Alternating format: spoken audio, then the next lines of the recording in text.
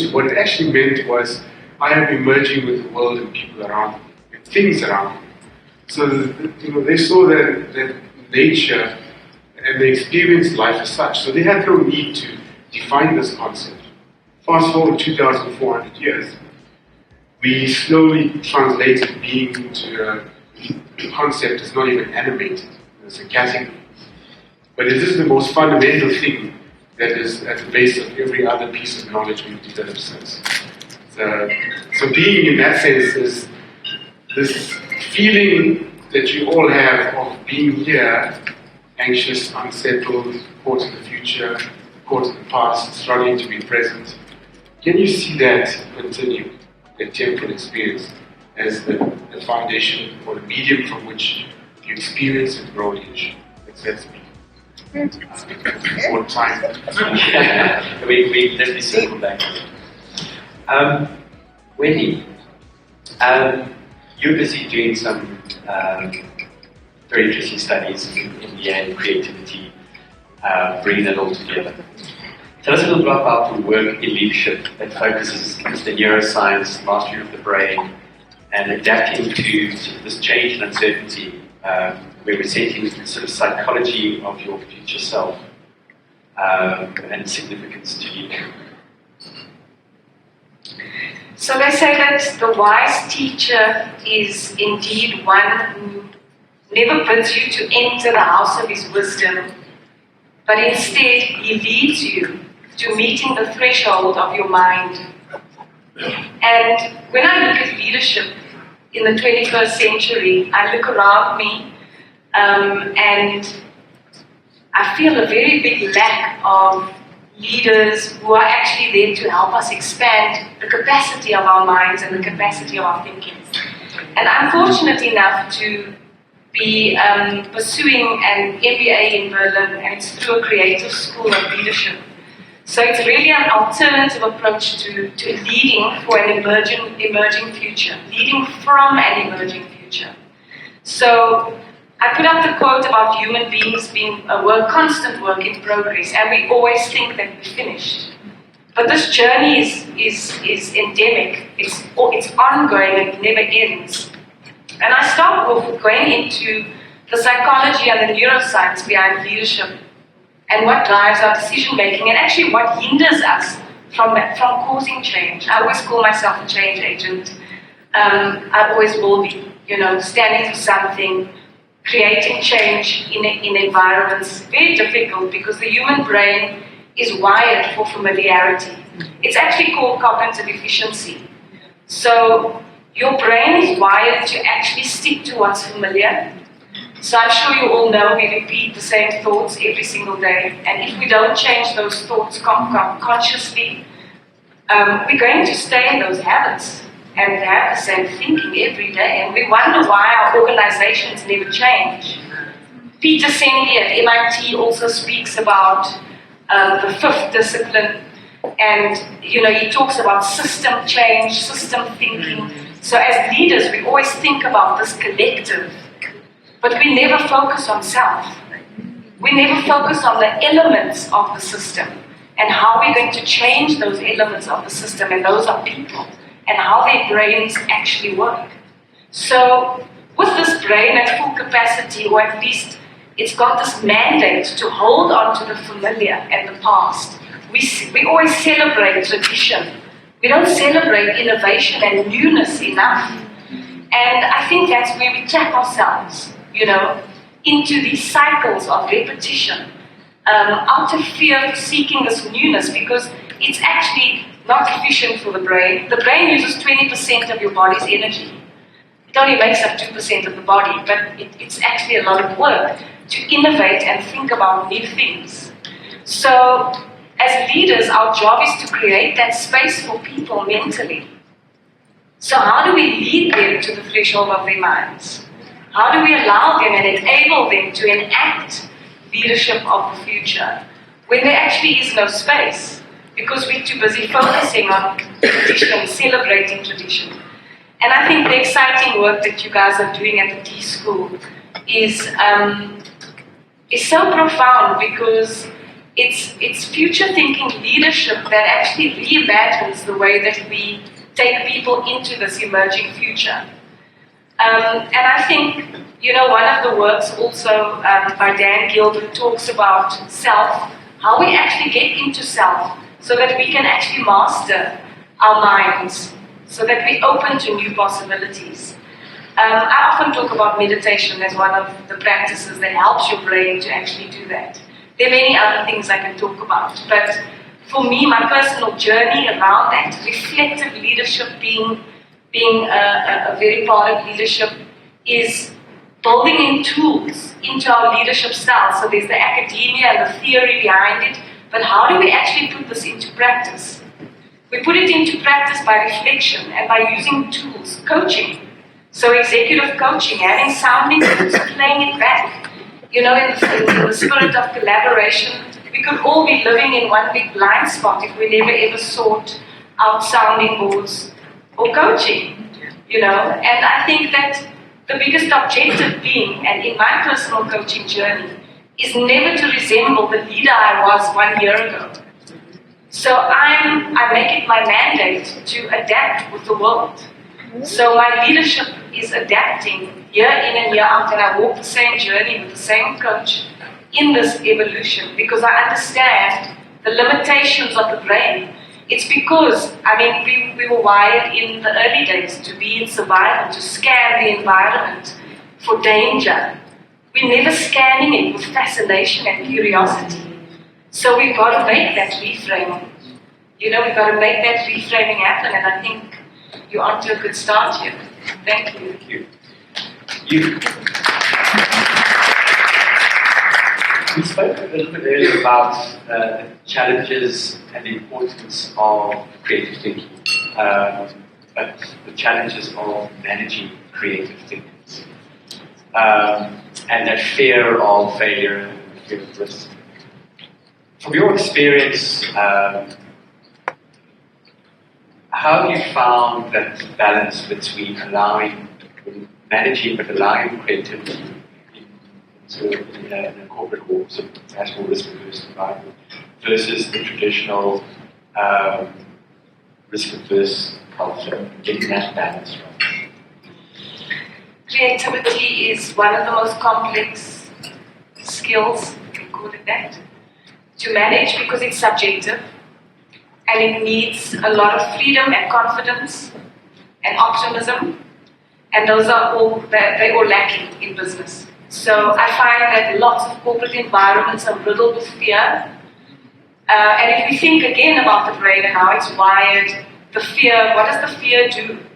In your body, it releases adrenaline and cortisol. You go into fight or flight. You're in survival mode. You can't create when you're in survival mode. You can't be strategic when you're in survival mode. So our role is to foster environments of safety for failure and exploration. Iteration, that's where obviously design thinking comes in. It's an iterative process where failing is normal. And we treat our failings as our biggest teachers. Something I always say to Nick, is that our failures should be those are our fans actually. They fan our flames and that we should learn from them. I think that fostering environments and engendering spaces where people feel free to fail and share those failures. So, there's fail forward, there's fail fast, there's so many different ways of framing failure.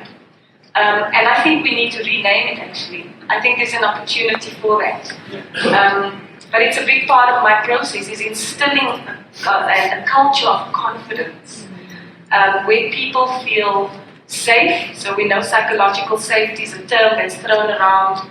It was a buzzword, but at Old Mutual Investment Group, we are an environment that actually celebrates that exploration, where it's accepted. And I think that those are the kinds of environments that we need to foster moving forward. Absolutely. I think you touched on a very important point. How do we celebrate failure as a part of that learning journey? But learn when to fail, when we should fail, when we can fail, when we shouldn't fail. Yes. Very important. Yes. On that note, Paul, You have a very rich background in innovation and working in corporates, trying to shift mindset and drive different thinking in innovation.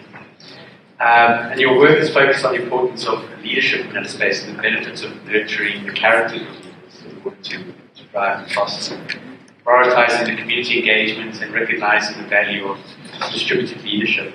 Tell us a little bit about your experiences and how you've gone about creating that, I guess, safe environment, perhaps in corporates, or building leaders to create that safe environment. One everyone, thanks for the opportunity to be here. It's great. I think any modern leader is someone who wants to be more with the ancestors who work that they do as a leader. And I like Brene Brown's definition of leadership. Brene Brown is a psychologist and author based in Texas. And she defines leadership as a leader is anyone who sees the potential in people and processes and has the courage to develop it. What I like about that definition is it acknowledges that leadership isn't a function of title or hierarchical position, authority. Because let's be honest, it is a topic that's deeply steeped in privilege and power. So that's the first thing, is to acknowledge that leaders exist everywhere. And the Honourable Minister was talking about the Springboks earlier. I couldn't agree with her more. Every one of that squad shows up as a leader. There are leaders officially, but ultimately leadership is very distributed in that model. And I've been watching with great fascination of how, as a species, we aren't with the ancestors. A lot of catastrophic crises are playing out on our watch. And we've seen the Sustainable Development Goals for 2030 just become quite laughable in terms of our ability to actually tackle them.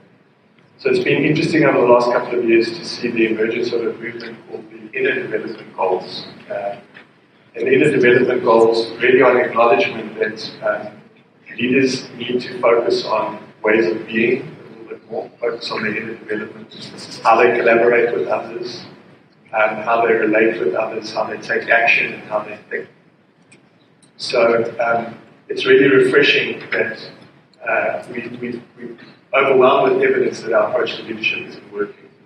And we're now seeing evidence of reimagining or rethinking what it takes to be a good leader and how to be a good leader.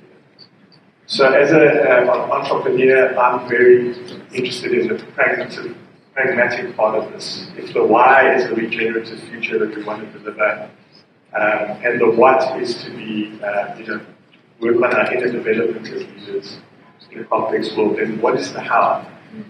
And I'm quite excited that there's overwhelming scientific evidence emerging around the how now, which is linking character strengths to achievement in the real world. And again, we saw this morning, this whole notion of trust. Trust is built when you accomplish stuff in the real world. It gives you credibility, it gives you respect. And with those two things, trust emerges. So as leaders, we have to achieve things in the real world in order to develop trust and the psychological safety that's required to innovate. And character strengths are now being linked directly with achievements in the real world. So I'll give you guys an example. This is not true of the global north, and it's not true of the global south. It's true of humanity. Some of you might know, it was mentioned earlier around the youth unemployment crisis in the country, happening on our watch, by the way. There's an organization called Harambee Youth Employment Accelerator. Harambee actually use a methodology to assess candidates' character strengths as part of an application process to present them with work readiness or job opportunities. They now have longitudinal data to show that those marginalized youth with high character strengths go on to outperform youth from privileged parts of our economy and country in the workplace. So these are young people who haven't been given the advantage of developing skills and experience through things like private or Model C education and university education, but they're going on to achieve things in the real world that are more significant than those who have had that privilege.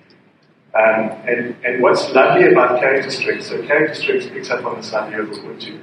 A character strength is any intention or act designed to benefit ourselves and others. It's quite a simple concept. And there are three different types of character strengths. There's strengths of heart, which enable harmonious relationships. And strengths of heart are things like having a sense of purpose. If you think about the Springboks, they're all playing for a high sense of purpose to make a more meaningful contribution in the world. That's a character strength. Social intelligence, the ability to connect with other people and get things done collaboratively, that's a character strength. Emotional intelligence, like we're talking about, understanding ways of being and relating and thinking, that's a character strength. Other character strengths are strengths of the mind. And these are things like when he was talking about curiosity, creativity, most importantly, intellectual humility. No one person in this room is smarter than everyone in this room. So it's the quality of the thinking that you bring. And the last element is will. It's what's required to actually get stuff done in the real world.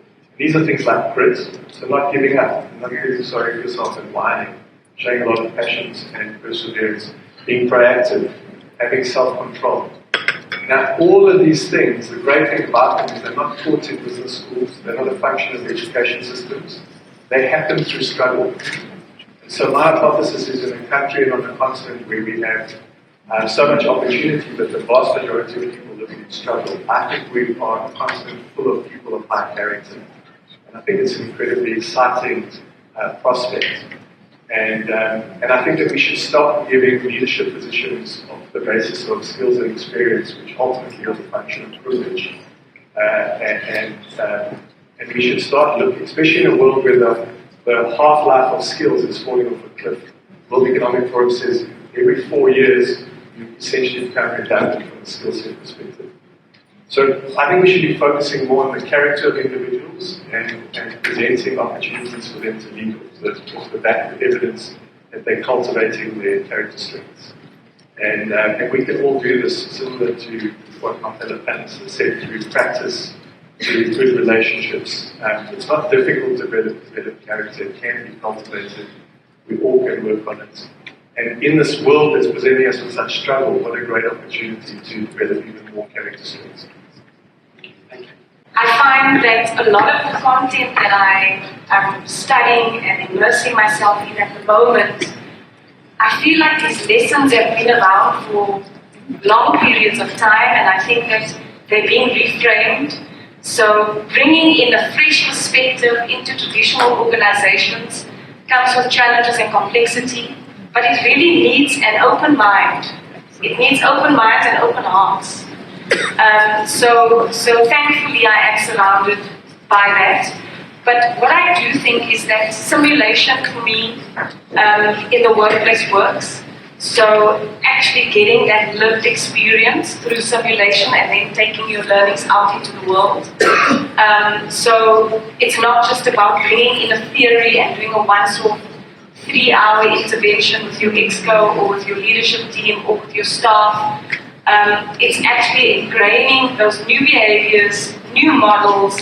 You know, we talk about the thinking, acting, feeling centers, how we actually adjust those with leadership and the key influencers and decision makers in business.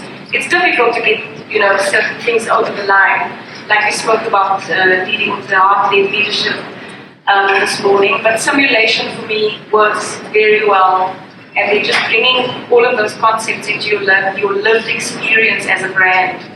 It gives you credibility as well. Yeah.